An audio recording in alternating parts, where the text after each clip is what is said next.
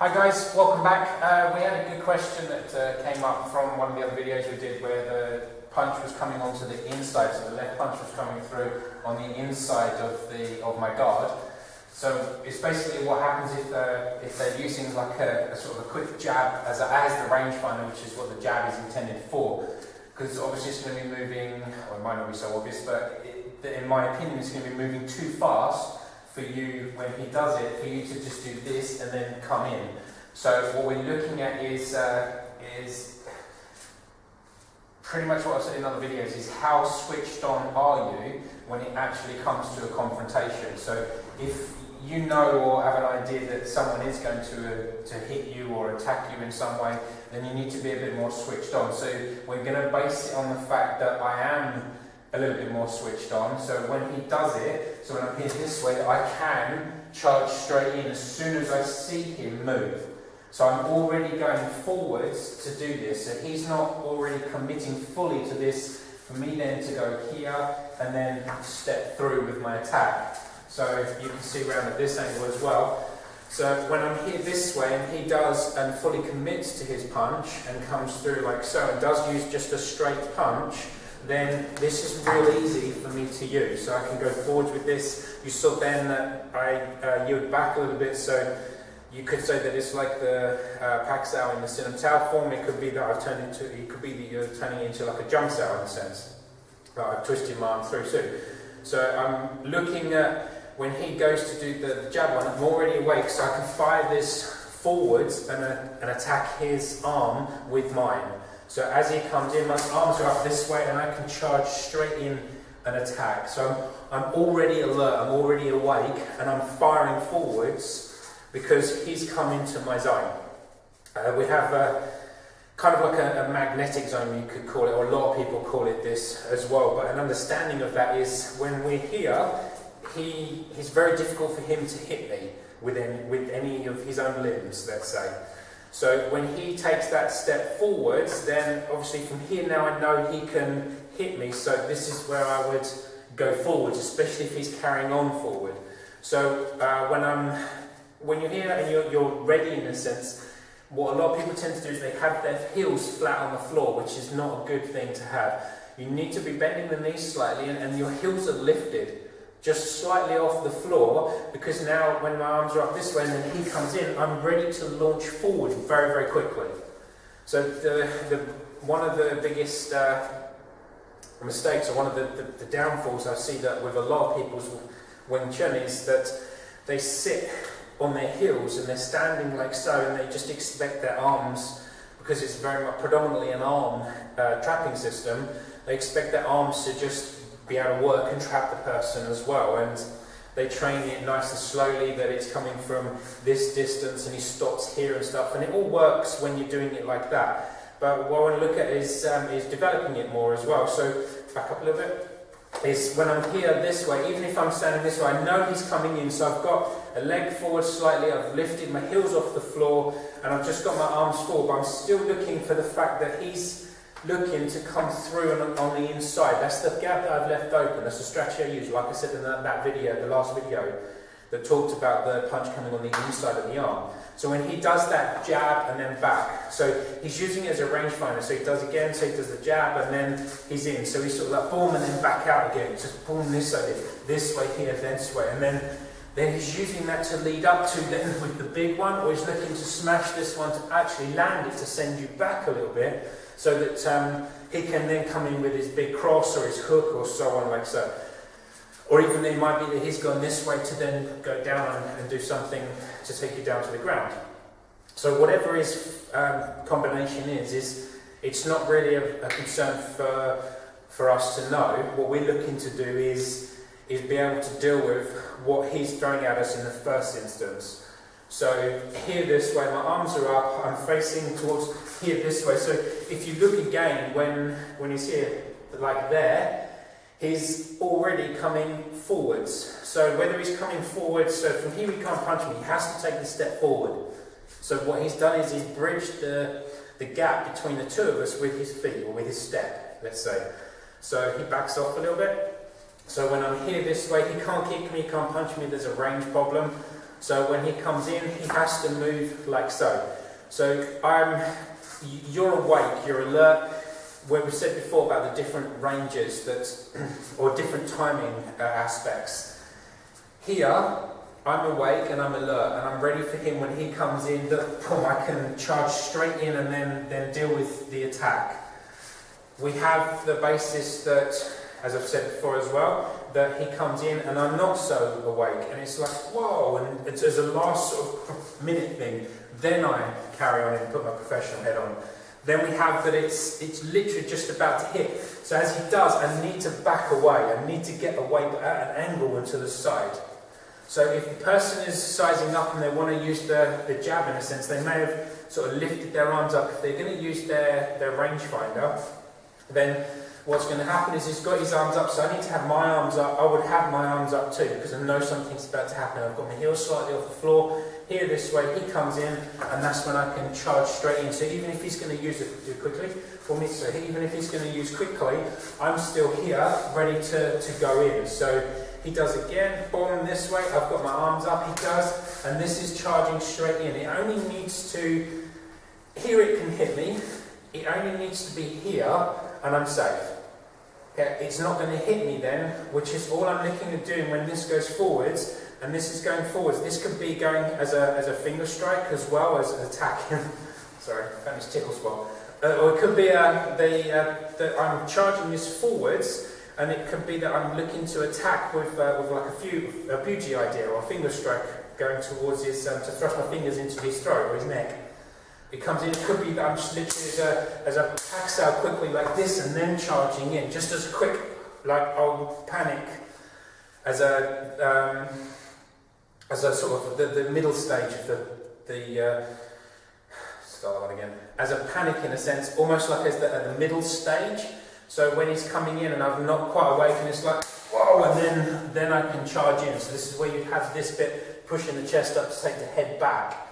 But we're awake, we're alert. He's going to go boom boom with the cross, or the jab, and look to do it quite quickly. So he comes in again, boom this way, and again. So he hits. So I just get used to sort of seeing it as we've done in the other training and the other videos. So here again, this way, and then in. So I get used to the timing. So we do it again, and my arms are up this way, and then boom, and I can come straight in then. So I want to fire my arms forwards to attack into my opponent. So then that way, this kind of deals with if it's going to be a jab, because there's not going to be no second jab then. I'm already going forward because he's already come forwards. So done in real slow motion, here this way, real slow. He's already coming in, so there he can't hit me. He has to overstretch, he's too far away. So for him there, he's done that step in, and that's the point where I would go into. So I'm not fussed whether he's doing a jab or a cross or whatever it is. I'm just going straight in to squash whatever it is that he's going to do. If you are caught a little bit off and he does it, then I have straight away the arm going out to cover. And at this point is where I would take a small step at an angle off to going backwards. So go this way just a little bit. So if you can see where I'm at on the square, as he comes in, I'm literally charging out to the side. So I'm here this way, and he's off, and then I'm coming back in at a 90-degree angle towards him. So depending on whether you're completely alert, you would, as they step in, you would charge in to do your paxao and your punch to control them, or to hit them, to stop them from hitting you. Or if you're a little bit, if they're super quick and you're a little bit asleep with it, and as he sort of comes in with this, then I'd be backing away, ready to come in. And it might be that he does two, so 3 or something like this. So it could be that I'm here this way, and then I need to charge in on the next one. But I'm using this to cover me, to make sure that I'm safe. Got that? Cool. So we're going to have a quick go with he's punching you. Actually, yeah, we're going to have you punching it. So again, it's keeping the arms are up, you charge in, and you're forcing this forward. That's it, good. And then be a bit more, what you saw there, go back again. Well, hopefully what you saw there. Play it back a little bit as well, and do it if you can in a bit of slow motion. But if we look, we've got Lawrence's here is just a little bit too much on the heels. So we just need to kind of lift the heels a little bit off the floor, bend the knees a little bit, so you're a bit more sort of sprung-loaded and ready to charge forward. So when he's got his arms up, he charges in, and then that's it, good. So he's got the arms now. Now we're going to add the movement. So back up again. So what I do a little bit sometimes is just help. Karen, I say here. So my help is to just get his legs moving. When he comes in, I give him a little nudge and then push him forwards so he explodes forwards too. So again, form, and then I reduce the nudge. So it helps this way, and then that's it, good. So you saw there, Monty, he had the intention to come in. He showed the intention to come in as well. Just that you can release him now. So he had the intention to come in. So what we're looking to do then is take advantage of that bit. So when he gave the clue or the signal that I'm going to go now, that's when we want to fire this forward. So one more, with me doing it. Good, and then in. That's it, cool. And then carry on with your follow-up and so on. Good, that's it, and then down and we're done. So, back up again. Now this time we're going to look at you doing it yourself. So he's going to come in, and then, yep, and then you charge in. That's it, good.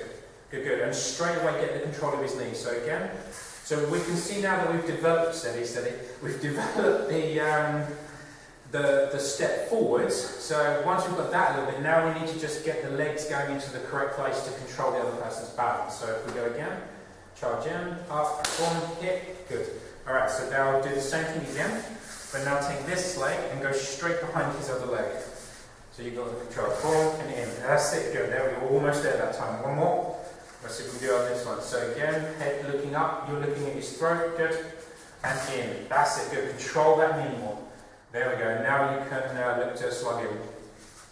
Yes. Or you can smack him with this. Well, this one was already there, right? So you had this hand here. Yeah, hitting him and so on, like so. Good.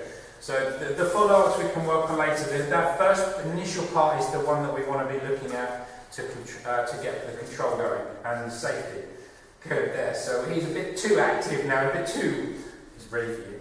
Ready? Go. In and attack. Good, that's it. And keep the head up, so don't look down. Always looking where his head's going. Good, and then you can follow up. Yeah, don't worry so much about that bit. I want to look at the first part. So again, coming in, boom, and then hit. Yes, good, and back again. Good, so now we're getting the leg coming in. Good, there, go, yes. You just, what we're seeing, back up again. So what we're seeing, you're about a millisecond, or sort of 2 or 3 milliseconds, behind. Okay. So you just need to get that. So when you do again, ready? Go. That's it. Yeah, that was it. That was much more alert that time, much more switched on for when he came in. So again, back up, and in. There we go. Good. And then this one does the punch. Yes. Yeah. Rather than kind of left there for the Bruce Lee photo. Back up. Yeah, exactly. So in, and then form and punch straight away. Yeah. This one is removed, so you hit straight away with the other one. Good. And done. Okay, again. One more. Last one. Good. Good. Good. Cool. Excellent. So, just to recap, what we're looking at is the fact that we're not relying on, we're awake. This is the video that we're looking at, is that we're completely alert. We know that he's coming in to do something, so as soon as he steps in to do something, we close the gap as soon as he steps into our range. So as soon as he steps into a position where he could hit us, we literally close straight in on him and look at going forwards with that front hand and not blocking, but controlling that front arm using the Paxal or an attack with between basically the fingers, as I said before, and the elbow. So as this is coming in, I'm firing this forwards to hit him and then straight away going with my punch. So I'm not giving him the opportunity to be able to go jab, jab, or jab, jab, cross, or jab, cross, so that he starts to build a momentum. We're not letting him do that at all. We're closing that off and closing the gap within the range instantly as soon as he's come into our range where we would be in a position of being threatened by him. So hopefully that helped. Later video we will be covering where he's sort of coming in and we do have to step back a little bit as well before we can come in. So without making the videos like 6 hours long and covering all angles, we just want to cover basically the smaller ones. So good luck with it. As I said before, leave a comment below. Let us know if you have any questions or anything as well. And hit like or hate, whatever hopefully you hit like. And I'll see you guys on the next video. Right, you have to start kicking me or something for using the word